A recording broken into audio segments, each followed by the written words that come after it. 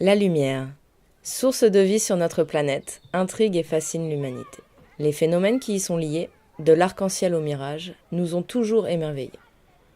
Grâce à elle, nous voyons et interagissons avec le monde qui nous entoure.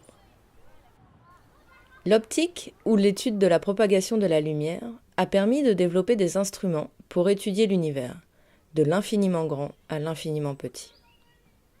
Il existe un instrument que nous connaissons tous, intimement lié à la lumière et qui nous inscrit dans le monde, l'œil.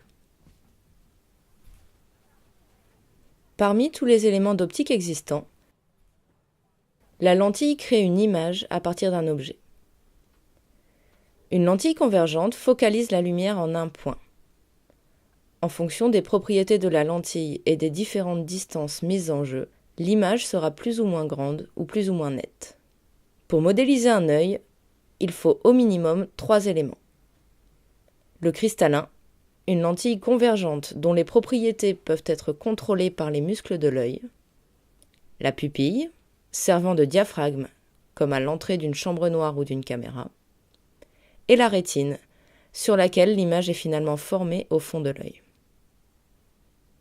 Des cellules spécifiques permettent de transformer la lumière en impulsions électriques. Le nerf optique transmet ces signaux au cerveau, qui se charge de leur interprétation. Malgré cette routine bien établie, il arrive parfois que le cerveau nous joue des tours. Certaines illusions d'optique sont d'origine rétinienne, comme la rémanence.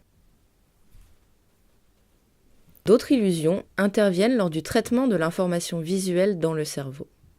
Lors de cette étape, le cerveau se sert de toutes les informations disponibles pour interpréter un stimulus visuel. Le contexte spatial ainsi que le contexte temporel sont des éléments clés. Si le regard reste fixé sur la bulle, le flash lumineux apparaît comme décalé par rapport à l'objet rouge. Or, ce n'est pas le cas. En plus de ces éléments extérieurs, le cerveau utilise des connaissances a priori pour mieux interpréter le monde. Par exemple, des prédictions sur les distances découlent des règles de la perspective. L'explosion a eu lieu il y a quelques minutes, en plein centre de Bruxelles, dans une rame de métro à la station Malbec. Les premiers blessés sont soignés à même le sol. Au loin, on entend les sirènes des premières ambulances qui arrivent.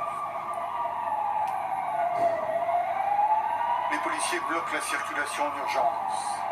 Des militaires font le guet. Habituellement très utiles dans la vie quotidienne, ces corrections peuvent néanmoins induire en erreur dans certaines circonstances.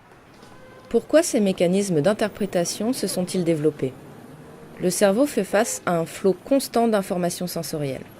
Il adopte donc des stratégies pour hiérarchiser l'information et en optimiser le traitement.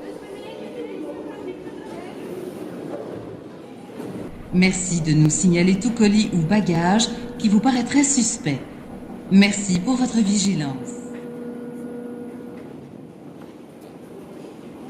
Sans ces couches d'interprétation, nos capacités visuelles seraient réduites.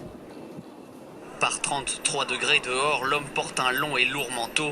Des fils dépassent de ses habits.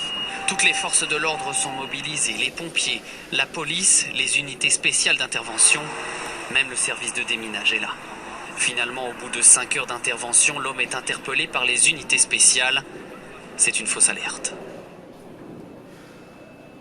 Le cerveau a développé des mécanismes de compréhension du monde, pour faire du sens, et donc pour agir efficacement dans son environnement.